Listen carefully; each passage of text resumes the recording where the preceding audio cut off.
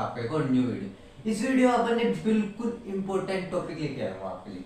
Important topic मतलब exam पास है तो बच्चे क्या सोचते हैं यार इंपॉर्टेंट टॉपिक इंपॉर्टेंट क्वेश्चन पढ़ लेते हैं, ठीक है, जिससे अपन जो बेसिक बेसिक है उसमें सब कुछ क्लियर हो जाए, ठीक है। तो बच्चे इस टाइम में वही करते हैं। तो मैं आज आपके लिए लेके आऊँ कक्षा 9वीं कक्षा 9 के विज्ञान महत्वपूर्ण प्रश्न का संग्रह।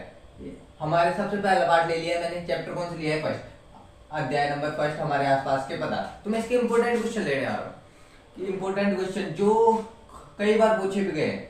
मैंने इन क्वेश्चन को कई बार पूछे गए और ये हमेशा यानी लगभग हर साल आते रिपीट होते रहते हैं, ठीक है। तो बहुत ज्यादा इंपॉर्टेंट क्वेश्चन है, ठीक है। तो सर इसमें सबसे पहला क्वेश्चन कौन सी, ये तो बहुत ही ज्यादा इंपॉर्टेंट है, इससे पहले इंपॉर्टेंट भी लगा रखा मैंने, ठीक है। तो सबसे पहला क्वेश्चन है पदार्थ किसे कहते हैं, पदार्थ की अवस्थाओं के नाम लिखिए, ठीक है। पदार्थ किसे कहते हैं, पदार्थ सिंपल सी बात है, वैल्यू है, कोई भी पदार्थ है, पदार्थ किसे कहते हैं, पदार्थ के अवस्थाओं के नाम लिखिए। पदार्थ उस वस्तु को कहते हैं जिसका निश्चित द्रव्यमान होता है तथा जो वस्तु स्थानीय थी। पदार्थ जिसका निश्चित द्रव्यमान होता है यानी फिक्स वैल्यू में उसका क्या होता है, मास यानी वेट, वजन क्या होता है, फिक्स वैल्यू में होता है। अब कोई वस्तु है यार, जैसे कोई मेटल का टुकड़ा है, मेटल का टुकड़ा है तो उसका फिक्स द्रव्यमान होगा कि यार इसका इतना वेट है, ज्यादा कम तो होगा नहीं। कोई वस्तु है उस रखी है उसका ज्यादा भी हो रहा था और कम भी हो रहा था, ऐसा तो होगा नहीं, फिक्स रहेगा कि यार इसका इतना वेट है तो इतना ही रहेगा, ठीक है। जो वस्तु स्थान घेरती है, अब कोई वस्तु है, कोई भी बॉक्स ही है, कोई बॉक्स है तो उसको रखेंगे यार स्थान में गिरेगा, और स्थान वही गिरेगा जिसके पास द्रव्यमान है, कुछ यानी खुद का वेट है। ये बात ध्यान रख, जिसके पास खुद का कुछ वेट है वही वस्तु क्या करेगी, द्रव्यमान गिरेगी, ठीक है। तो आपको समझ में आए पदार्थ की तीन अवस्थाएं होती है, ये तो कॉमन सी बात है। पदार्थ तीन प्रकार के पाए जाते हैं, पदार्थ वस्तु क्या, तो ठोस होगी, सॉलिड होगी, लिक्विड होगी या फिर गैस होगी। सॉलिड लिक्विड गैस तीन प्रकार की अवस्थाएं होती है। सॉलिड तो होती है जो ठोस होती है, ठीक है, लिक्विड द्रव, और थर्ड नंबर पे कौन सी आती है, गैस। जो तीन प्रकार के पदार्थ पाए जाते हैं प्रकृति में, ठीक है, ठोस द्रव गैस। वैसे तो 5 प्रकार पाए जाते हैं पर आपके सिलेबस में ओनली 3 प्रकार के दिए, ठीक है।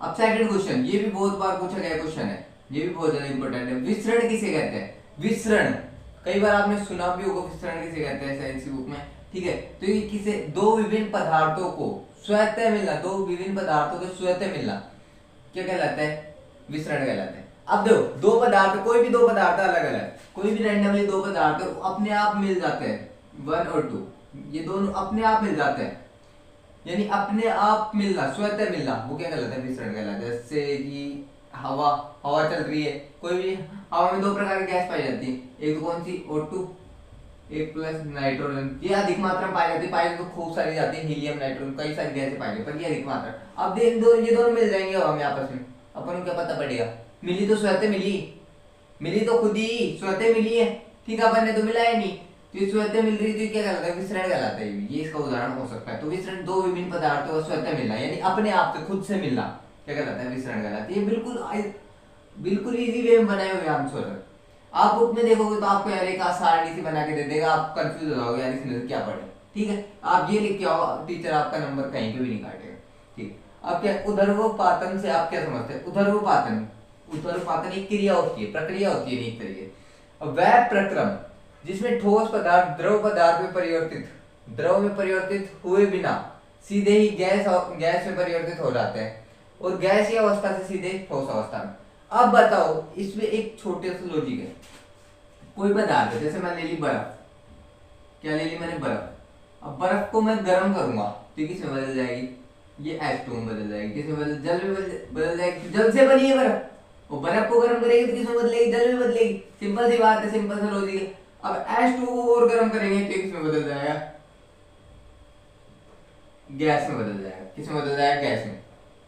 बर्फ थी, गर्म किया H2, उसको और गर्म करेंगे तो किसमें बदल गई, गैस में, सिंपल सी बात है, गैस में बदल जाएगी। अब ये कह रहा है जो पदार्थ द्रव में बदले बिना यानी इसको छोड़ के डायरेक्ट इसमें बदल जाए, और इसको वापस ठंडा करें, इसको गर्म किया तो डायरेक्ट गैस में बदल, इसको वापस ठंडा करेंगे तो वापस किसमें बदल गया, ठोस में।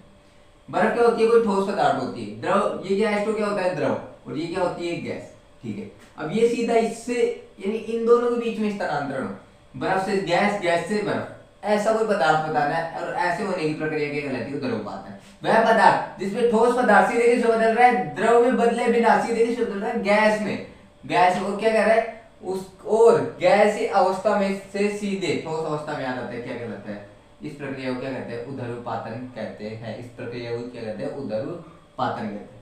ठीक है, तो आप बोलोगे सर इसका कोई उदाहरण दो। उदाहरण होता है इसका कपूर। क्या होता है उदाहरण, कपूर। कपूर इसका उदाहरण है। ठीक है, कपूर कैसे है, अब कपूर को आप जलाते हो मंदिरों में पूजा करते टाइम, नॉर्मल सी बात है कि कपूर जलाने का काम आता है कि कपूर को आप जलाते हो। कोई भी एक कपूर की एक वो लिया हो आप पैकेट, कपूर का पैकेट लिया है, उसको जलाया, कपूर ठोस आता है। कपूर कैसा आता है, ठोस आता है। ठोस था ये, बाय सपोज कपूर है, ठोस था, इसको जलाया अपन ने, डायरेक्ट क्या बन गई इसकी, गैस। ये द्रव बदला, नहीं बदला, तो ये क्या हो सकता है, इसका उदाहरण हो सकता है आराम से, बिल्कुल इजी है। अब क्वेश्चन नंबर 4, वाष्पीकरण से आप क्या समझते हैं, वाष्पीकरण से आप क्या समझते हैं। अब सिंपल सी बात है, वाष्पीकरण यानी वाष्प का बनना, सिंपल सा लॉजिक आप सबसे समझना है, वाष्पीकरण वाष्प का बनना। ठीक, क्वथनांक से कम तापमान पर, क्वथनांक से कम तापमान पर वाष्प में परिवर्तित होने की इस प्रक्रिया को वाष्पीकरण कहते हैं। अभी आप सोच रहे क्वथनांक से कम ताप, सबसे आप पहले आप सोच रहे क्वथनांक क्या होता है। क्वथनांक किसी भी ठोस पदार्थ का द्रव में बदलना, ठोस से द्रव में बदलना क्या कहलाता है, क्वथनांक कहलाता है। जिस तापमान में ठोस द्रव में बदल जाता है क्वथनांक कहलाता है वह तापमान। ठीक है, अब जो क्वथनांक से कम तापमान, अब अपन बर्फ को गर्म कर रहे हैं, बर्फ को गर्म कर रहे हैं तो द्रव बदलेगी, द्रव को और गर्म कर रहे हैं तो क्या किस वाष्प में फिर बदलती है। और ये कह रहा है क्वथनांक से यानी ठोस से द्रव में नहीं बदलता, उससे भी कम तापमान पर ये किस में, वाष्प में बदल जाती है। उस प्रक्रिया को क्या कहते हैं, वाष्पीकरण। इन सिंपल सा लॉजिक है कि ठोस को द्रव में बदलने के लिए जितना तापमान दिया जाता है उससे भी कम तापमान देंगे तो भी वो वाष्प में बदल जाएगी, तो इस प्रक्रिया को क्या कहते हैं, वाष्पीकरण। सिंपल सा लॉजिक है। ठीक है, तो अब क्वेश्चन नंबर 5, क्वेश्चन नंबर 4 तक अपन ने कर लिया था, वो बहुत ज्यादा, अब ये भी उसकी तरह बहुत ज्यादा इंपॉर्टेंट क्वेश्चन है। इस चैप्टर में जितने भी क्वेश्चन ये मैंने खुद ने बनाए, खुद ने बनाया मतलब बिल्कुल इजी लैंग्वेज इनकी, इनको ज्यादा याद करने के लिए आपको ज्यादा सोचना नहीं पड़ेगा। अब आप बुक में देखते हो ये क्वेश्चन, तो आपको एक थ्योरी टाइप बना के दे देंगे, फिर आप कंफ्यूज हो जाओगे यार इसमें क्या तो पढ़े और क्या नहीं पढ़े। ये क्वेश्चन याद करो, इसमें टीचर आपका एक भी नंबर नहीं काट। सबसे पहले गलनांक किसे कहते हैं, गलनांक, पहले आप ये सब लोग गलनांक किसे कहते हैं, वह तापमान जिस पर कोई ठोस द्रव बन जाता है क्या कहलाता है, गलनांक है। तो वह तापमान क्या कहलाता है, गलनांक कहते हैं, वह तापमान कहलाता है। क्रिया निकल, कई बच्चे क्या कर जाते हैं, वह प्रक्रिया, प्रक्रिया गलत हो जाएगा, क्या तापमान, प्रक्रिया से तो अर्थ ही चेंज हो जाएगा पूरा अर्थ का। ठीक है, तो जैसे बर्फ है, क्या है बर्फ, बर्फ को अपन ने गर्म किया, जैसे मान लो द्रव बन गया, बर्फ को गर्म किया, द्रव बन गया, जल बन गया H2। ठीक है, द्रव बन गया, बर्फ थी, इसको जिस टेम्परेचर पे, कोई टेम्परेचर एक फिक्स टेम्परेचर होगा जिसपे धीरे धीरे टेम्परेचर बढ़ाते जा रहे, तो एक टेम्परेचर ऐसा है जिसपे बर्फ पिघल क्या बन जाएगी, पानी बन जाएगा। एक टेम्परेचर ऐसा है जिसमें बर्फ पिघल क्या बन जाएगा, पानी बन जाएगा। वो टेम्परेचर क्या कहलाता है, गलनांक। सिंपल लैंग्वेज में जैसे समझा जाता है, मैं बिल्कुल प्रैक्टिकली बता रहा हूँ आपको, यही होता है, सेम यही कंडीशन होती है। आप वैसे ना याद कर सको, बस ये उदाहरण याद रखो, आपके सब कुछ क्लियर हो जाएगा। वहां पे आपको आप खुद की लैंग्वेज में बना के लिख सकते हो। ठीक है, क्वथनांक किसे कहते हैं, अब देखो ये इसका थोड़ा मिलता जुलता है।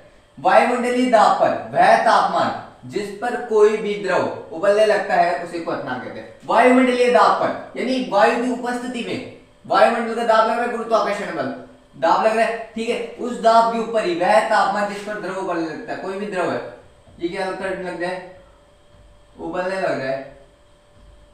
पानी है, पानी को गर्म करते जा रहे हैं, तो एक टाइम ऐसा आएगा जिसपे एक टेम्परेचर ऐसा है जिस पर वो उबलने लग जाएगा। उबलने लग गया मतलब यानी उबलने लग गया, पानी उबलने लग गया, वो टेम्परेचर क्या कहलाता है, वो भी वायुमंडल के दाब के ऊपर से, ऐसे नहीं वायुमंडल है, वायुमंडल का दाब लग रहा है, उसके बावजूद उबल रहा है, वह तापमान क्या कहलाता है, क्वथनांक कहलाता है। बिल्कुल सिंपल लैंग्वेज है, इसको आपकी लैंग्वेज में भी लिख सकते हो। अब क्वेश्चन नंबर 7, ये इंपॉर्टेंट है, इसके इंपॉर्टेंट लगा सकते हो आप, 3 स्टार 2 स्टार लगा सकते हो। ठीक है, पदार्थ के कणों की क्या विशेषता होती है, पदार्थ के कण, पदार्थ की अवस्थाएं पढ़ी हमने, कितने प्रकार के होते हैं, 3 प्रकार के, ठोस, द्रव, गैस, लिक्विड, सॉलिड, गैस।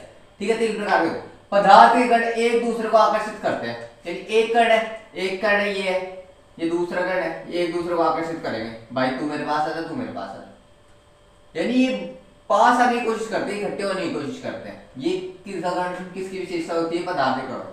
पदार्थ एक निरंतर गतिशील होते हैं, यानी वो रुकते नहीं है, चलते जा रहे हैं चलते जा रहे हैं चलते रेगुलर चलते जा रहे, रुकते नहीं है कभी भी, चलते जा रहे हैं, सर्कुलेशन उनका बना ही रहता है। ठीक है, ये क्या होता है पदार्थ कणों की विशेषता। इसमें एक और है, पदार्थ कण के बीच के रिक्त स्थान होते हैं, ये बीच में जो है ना, ये इनके बीच में क्या होता है, खाली स्पेस होता है, खाली स्पेस होता है हर कण के बीच में, कोई भी दो कणों के बीच में क्या मिलेगा, रिक्त स्थान मिलेगा। ठीक है, अब निम्नलिखित तापमान को सेल्सियस में बदले। अब देखो 300 के केल्विन तापमान है, केल्विन में तापमान कितना है, 300 केल्विन, ये तो दे रखा है, केल्विन में के लगा रखा है तो क्या है, केल्विन में। ठीक है, तब टी के equal T degree Celsius plus 270 degree. अब एक चीज बताता हूँ, ये एक फॉर्मूला, क्या ये एक फॉर्मूला है टी के plus T degree Celsius plus 273। ठीक है, अब देखो कोई भी केल्विन में तापमान है, मैं सिंपल कोई भी सेल्सियस में दे दिया, बाय सपोज अपन केल्विन में दे रखा है, कभी सेल्सियस में देते फिर पूछ लिया केल्विन में, तो इस फॉर्मूले से आप चेंज कर सकते हो, आप जिसका मान दे रखा है उसमें रख दो, उसको सॉल्व करेंगे। 300 केल्विन का मान दे रखा था, 300 रखा, 270 is equal T degree Celsius plus 273, 273 इधर प्लस का था, इधर आ गया तो माइनस का हो गया, इसमें से ये माइनस कर दिया तो ये कितना बच गया, 27 टी डिग्री सेल्सियस का मान क्या है, 27। कभी भी केल्विन में कोई मान देना, केल्विन ना देके सेल्सियस में दे दिया तो सेल्सियस में क्या करो आप 273 जोड़ दो, क्या आ जाएगा केल्विन। इसका आंसर आप कमेंट सेक्शन में कमेंट करें, वीडियो अच्छी लगे लाइक करें, सब्सक्राइब करें, थैंक यू।